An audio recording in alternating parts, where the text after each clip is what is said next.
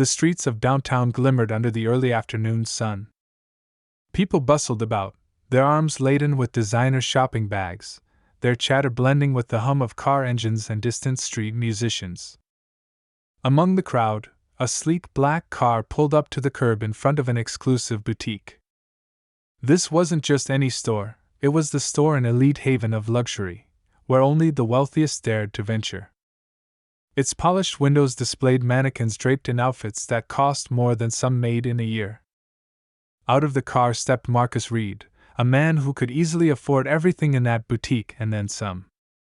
Dressed in a tailored suit that screamed sophistication, Marcus carried himself with the quiet confidence of someone who had worked hard for every penny. His journey wasn't typical. He had grown up in a modest neighborhood, raised by a single mother who taught him the value of hard work and perseverance. Through grit, intelligence, and an unrelenting drive, he built a multi-million-dollar tech company from scratch, becoming one of the most successful black entrepreneurs in the country. Marcus adjusted his cufflinks, a small smile playing on his lips as he glanced at the store's name etched in gold above the entrance. He wasn't a stranger to wealth, nor was he a stranger to being underestimated. Today, he had come to purchase a custom gift for his mother, a token of gratitude for the sacrifices she made to ensure his success. But as he stepped inside, something shifted in the air. The store's interior was even more opulent than the outside suggested. Crystal chandeliers hung from the ceiling, and the marble floors gleamed under the soft lighting. Marcus surveyed the room, his eyes landing on a row of sparkling jewelry displayed in a glass case. But before he could take a step further, a sharp voice cut through the air. "Excuse me, sir," a woman said, her tone polite but distant. She was the store manager, her name tag reading Claire. She was impeccably dressed, her hair perfectly coiffed, and her expression cool. "I'm afraid we have a very exclusive clientele here. Perhaps you're looking for a different store?" Marcus blinked, caught off guard. He wasn't used to being addressed like this, especially not in a store where he could easily outspend most of their so-called exclusive clientele. "I'm in the right place," he said calmly, his voice smooth but firm. "I'm here to make a purchase." Claire's smile didn't reach her eyes. "Our items might be out of range," she said delicately, her gaze flicking over his suit. Though it was designer, she didn't recognize the label. In her mind, Marcus didn't fit the typical profile of their wealthy customers. She had seen plenty of people like him before, at least, that's what she thought. Marcus felt a familiar sting, but he didn't let it show. "I assure you, I can afford it," he said, pulling out his wallet and flashing a sleek black credit card that had no limit. Claire's eyes widened slightly, but her demeanor didn't soften. "I'm sorry, but we reserve the right to serve whom we choose," she said, her voice taking on a sharper edge. "Perhaps it's best if you leave." The room fell silent. Other shoppers, many dressed in extravagant outfits, turned to watch the scene unfold. Some whispered behind their hands, others looked on with a mix of curiosity and unease. Marcus could feel their eyes on him, their judgment heavy in the air. But instead of backing down, he stood taller. "Is that so?" he said, his tone still calm but now laced with an undercurrent of steel. "You're refusing service because you've already decided I don't belong here." Claire hesitated, her professional facade cracking just slightly. "That's not what I said," she replied quickly, her cheeks flushing. But it was too late, the damage was done. Marcus had heard it all before, too many times to count.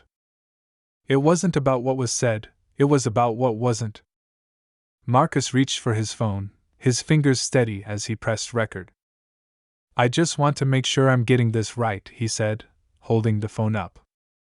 "You're denying me service in this store, correct?"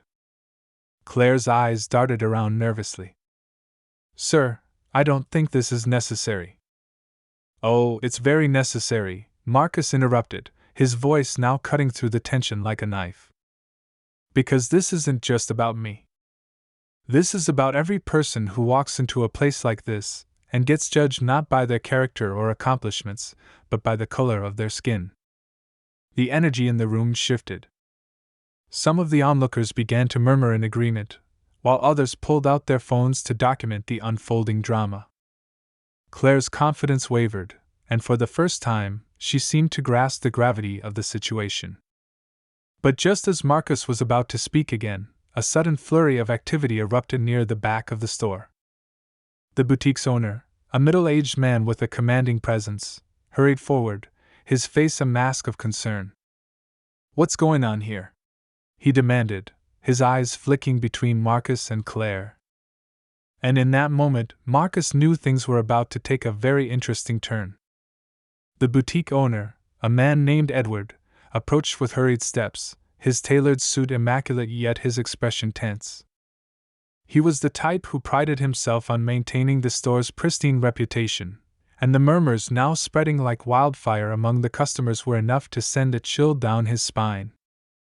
"Claire," Edward said, his voice low but firm, "what exactly is happening here?" Claire straightened, attempting to regain her composure. "Mr. Reed was just leaving," she said, her tone clipped. "He doesn't meet the store's clientele criteria." Edward's brow furrowed, his gaze shifting to Marcus. The black credit card in Marcus's hand caught his eye, a symbol of financial power that only a select few in the world possessed. Edward's expression softened as he realized the severity of the situation. "Mr. Reed," Edward said, extending his hand, "I sincerely apologize for any misunderstanding. Please, allow me to personally assist you with whatever you need today." Marcus didn't take his hand. Instead, he regarded Edward with a calm intensity, his phone still recording. "A misunderstanding?" he repeated. "Your employee made it pretty clear she didn't think I belonged here. And from the looks of it, she's been doing this for a while." Edward shot a sharp look at Claire, who paled under his scrutiny. "That's unacceptable," he said, his voice tightening. "We do not tolerate discrimination in this establishment." Claire opened her mouth to protest, but Edward raised a hand to silence her. "You can wait in my office," he said coldly. "We'll discuss your employment later." The tension in the room was palpable as Claire, flustered and defeated, hurried toward the back of the store. Edward turned back to Marcus, his demeanor shifting into full damage control. "Mr. Reed, again, I deeply apologize. Let's make this right. Anything you need today, consider it our top priority." Marcus studied him for a moment before slowly lowering his phone. "I'm not here for special treatment," he said. "I came to buy a gift for my mother. That's all." "Of course," Edward said quickly. "Let me show you our finest selection." Edward led Marcus to the jewelry section, personally presenting a dazzling array of options. The other customers, now pretending to browse, couldn't help but sneak glances at Marcus. Some looked apologetic, others curious, as if trying to reconcile their assumptions with the reality of the man standing before them. Marcus eventually selected an elegant diamond necklace, its simplicity and grace a perfect reflection of his mother's enduring strength. Edward assured him it would be wrapped in their most exquisite packaging and arranged for delivery by the end of the day. As Edward finalized the transaction, Marcus leaned slightly closer, his voice low but firm. "You should know," he said, "that what happened today isn't just about me. It's about the way people like Claire view anyone who doesn't fit their narrow idea of success. If you're serious about making this right, you need to take a hard look at your hiring practices, your training, and your values." Edward nodded solemnly. "You're absolutely right, Mr. Reed. I'll ensure that changes are made immediately." Satisfied, Marcus gave a polite nod and turned to leave. But as he reached the door, a voice called out, "Wait!" It was one of the other shoppers, a young woman who had been watching the scene unfold. She stepped forward, her cheeks flushed with a mix of nerves and determination. "I just wanted to say thank you," she said, her voice trembling slightly. "For standing up for yourself. For standing up for all of us." Marcus paused, his expression softening. We all deserve to be treated with respect, he said simply. The woman nodded, and a ripple of agreement passed through the room. Marcus exited the store, the sunlight hitting him as he stepped back onto the busy street. He felt a weight lift from his shoulders, though a lingering thought remained. Change wouldn't come from one confrontation alone, it was a continuous fight. Later that evening, as Marcus sat in his penthouse apartment, he received a notification on his phone. The video he had recorded earlier had gone viral, amassing millions of views in just a few hours. The comments were flooded with support, stories from others who had faced similar discrimination, and calls for action. But as he scrolled, a particular comment caught his eye. It was from an anonymous account, and it simply read, "You've done well, but this isn't over. Be prepared." Marcus frowned, his mind racing. Was it just a troll, or was there something more to it? The message sent a chill down his spine, but he quickly shook it off. He had faced challenges before, and he wasn't about to back down now. Little did he know, the story was far from over. The message lingered in Marcus's mind long after he put his phone down. He had seen his fair share of negativity online. Being a successful black entrepreneur came with its own set of challenges, both overt and subtle. But something about this comment unsettled him. Was it just a random internet troll, or was there a deeper threat beneath those words? The next morning, Marcus decided to push the thought aside and focus on his day. He had a meeting with his team, a group of bright minds who helped him steer his company toward constant innovation. They were not just employees, they were a family, each contributing their unique strengths to a shared vision. As he entered the conference room, the team greeted him warmly, but he couldn't shake the residual unease from the previous night. "Everything okay, Marcus?" His head of operations, Carla, asked as the meeting wrapped up. "Yeah," he said, forcing a smile. "Just one of those days." Carla didn't press further, but Marcus could tell she wasn't entirely convinced. She had been with him since the early days of the company, and she knew him well enough to sense when something was off.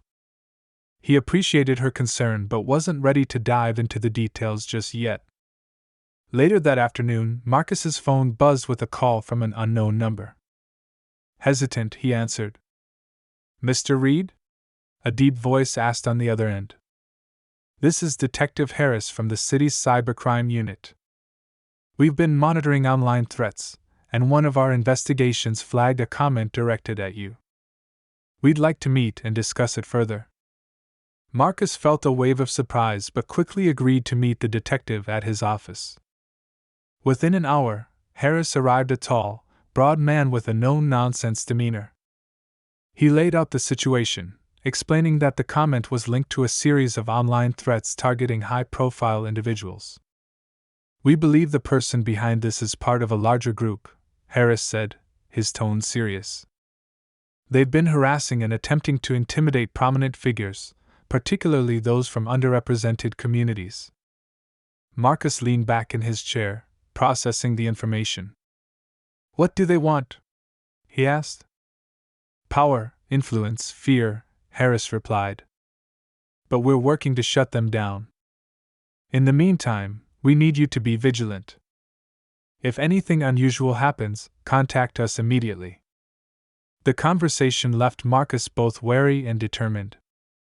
He wasn't one to be easily intimidated, but he knew the importance of staying alert. Over the next few days, he strengthened his personal security measures and briefed his team, ensuring they were aware of the situation without causing unnecessary alarm. Meanwhile, the video from the boutique incident continued to gain traction, sparking widespread discussions about racial bias in luxury spaces. The boutique owner, Edward, released a public statement apologizing for the incident and outlining new policies aimed at fostering inclusivity. Marcus appreciated the gesture but remained cautiously optimistic. Words were easy, action was harder. One evening, as Marcus scrolled through social media, he noticed something remarkable. A movement had begun, with people sharing their own stories of discrimination and triumph under the hashtag #BelongEverywhere. What started as a single encounter had grown into a powerful conversation, shining a light on an issue that many had experienced but few had spoken about openly. Inspired, Marcus decided to take things a step further. He partnered with several organizations to launch a new initiative aimed at promoting diversity and inclusion in high-end retail. The initiative provided training for employees, resources for businesses, and a platform for customers to share their experiences. The response was overwhelming. Companies across the country signed up, eager to be part of the change. Marcus found himself at the forefront of a movement that was reshaping the industry, and while the work was far from over, it was a step in the right direction. As weeks turned into months, life gradually returned to its usual rhythm. The threats from the online group eventually subsided, thanks in large part to the efforts of Detective Harris and his team. Marcus remained vigilant but refused to let fear dictate his actions. Instead, he channeled his energy into his work, his community, and his family. One quiet Sunday morning, Marcus visited his mother. He handed her the beautifully wrapped necklace he had purchased from the boutique that day. Her eyes sparkled with surprise and emotion as she opened the box, the diamonds catching the light. "It's beautiful, Marcus," she said, her voice soft. "But you didn't have to do this."